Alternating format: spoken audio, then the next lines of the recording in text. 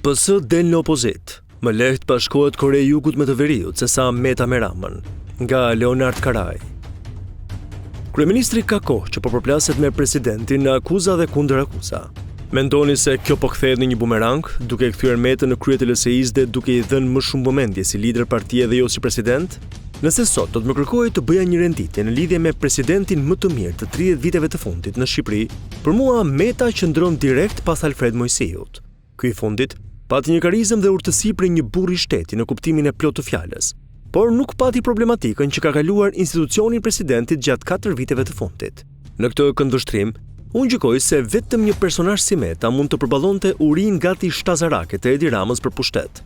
Kështu që nuk mendoj as pak se Meta është bërë më shumë si një lider partie, pra i LSI-s, sesa president.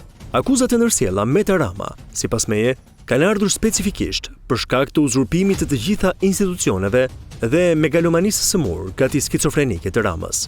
Është e pashpjegueshme se si një kryeministër tenton me çdo kush të vërë veton mbi çdo qelisë të jetës së këtij vendi. A thua se është mesia. Dhe në mungesë të një opozite jashtë institucioneve, kjo natyrisht vetëm për faj të vet, deri diku edhe refraktare, Meta ka qenë me të mirat dhe negativitetet që shoqërojnë një gur i rëndësishëm në ruajtjen sadopak të demokracisë në këtë vend. Imagjinoni sikur edhe Meta të ishte nën sqetullën e Ramës. Sot, as krahasimi me Rusinë e Putinit apo Turqinë e Erdoganit nuk do na bënte punë, pasi do të ishim fiks një shtet diktatorial në kuptimin praktik dhe real. Dhe nëse shqiptarët janë nostalgjik dhe duan rikthimin në diktaturë, atëherë mjafton të votojnë sërish me 25 prill rilindjen e Ramës. Për mendimin tim, do të ishte e paimagjinueshme për të mos thënë kriminale për një demokraci të brish si kjo e jona, nëse Rama do të mandatohej edhe për një mandat të tretë si kryeministër. 2 ditë rresht, Meta, Rama dhe Gjiknuri janë përfshirë në replika për vajtjen e presidentit në Vraniç dhe Selenicë të Vlorës. Pse ky sulm kundër Metës dhe apo gabon ky i fundit?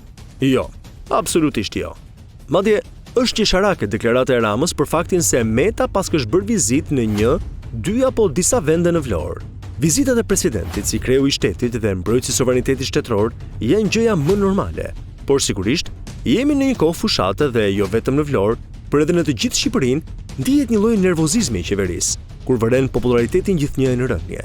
Dhe këtu nuk qëndron problemi vetëm tek konsumimi prej 2 mandatesh, por tek fakti se ka një diferencë të frikshme midis asaj që u premtua nga Rama në 2013, se në 2017 premtoi vetëm timon dhe tepsi, dhe çka është bërë në realitet.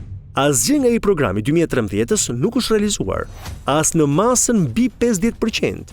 Kësaj, çdo lëvizje e Metës, më së shumti në një zonë si Vlora, ku kryeministri ka qenë zgjedhur si deputet, shihet si një karshillëk që presidenti po i bën Ramës. E kundërta, nëse qeveria do të kishte realizuar premtimet e saj, të paktën në qarkun Vlorë, atëherë nuk kishte asnjë lloj arsye që as Gjiknuri dhe sa më pak Rama të shqetësoheshin për vizitën e Ilir Metës. E vërteta bën nervoz vetëm atë që ka gënjur mbi atë të vërtet. Duke u referuar historisë së presidente në këta 30 vjet, Meta është më afër popullit apo më afër politikës, e kur them politikës, e kam fjalën për LSI-n. A ka marrë ai pozicion për të rritur popularitetin e partisë që drejton bashkëshortja e tij?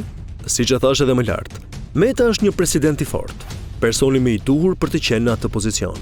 Kjo në referencë të të gjitha zhvillimeve politike të viteve të fundit në vend. Nuk guxoj të mendoj për një personazh tjetër, politik apo jo, që do kishte pasur fuqinë politike për të përballuar maninë ulëritse të Edi Ramës për pushtet.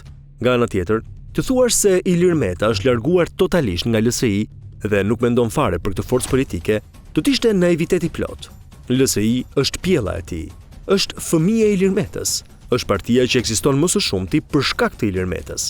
Ndaj edhe sot që ky i fundit nuk është në krye të saj, asesi nuk duhet i besojmë ides apo edhe deklaratave boshe kur Meta thotë se nuk ka lidhje më me LSI-n. Por, të thuash se Meta është më larg popullit për shkak të LSI-s, edhe kjo është një pavërtetë e madhe. Gjatë gjithë kësaj kohe, presidenti ka tentuar të bëjë populizëm, madje hera herës, gatiherë në neveri. Kujtoj këtu dekorimet pafund, çka e sjell atë teorikisht më afër sovranit sesa ish partisë së tij. Por a shfrytëzohet pastaj ky lloj popularizimi në favor të LSI-s, çka nuk do duhet të bëhej, unë besoj fort se po. Ndaj edhe gjithë artilleria e Ramës është kthyer më shumë kundër Ilir Metës dhe LSI-s, sesa kundër kundërshtarit të tij direkt dhe të vërtet, që është PD-ja e Lulzim Bashës. Si Meta, edhe Rama kanë deklaruar se nuk do të ketë më kurrë koalicion mes PS-s dhe LSI-s. E konsideroni si një ndarje përfundimtare, apo sikurse ka ndodhur shpesh herë që ndrimet dhe ofertat zbehen për hir të pushtetit? A mund të ketë një koalicion PS-LSI pas 25 prillit në varësi të rezultatit zgjedhor? Unë besoj fort se çarja mes Metës dhe Ramës, mes LSI-s dhe PS-s, këtë herë është aq e fortë sa politikisht, jo vetëm më 25 prill, por edhe më vonë. Shanset për një koalicion të ri mes tyre janë zero. Madje mes Metës dhe Ramës janë larguar tashmë dhe ata që deri para pak kohësh konsideroheshin si miq të përbashkët, të cilët thuajse në çdo rast bënin zjarr fiksit kur ndizi lufta mes tyre. Kështu që për mendimin tim, më parë bashkohet Korea e Jugut me Korenë e Veriut në një shtet të vetëm, sesa Meta me Ramën në një qeveri.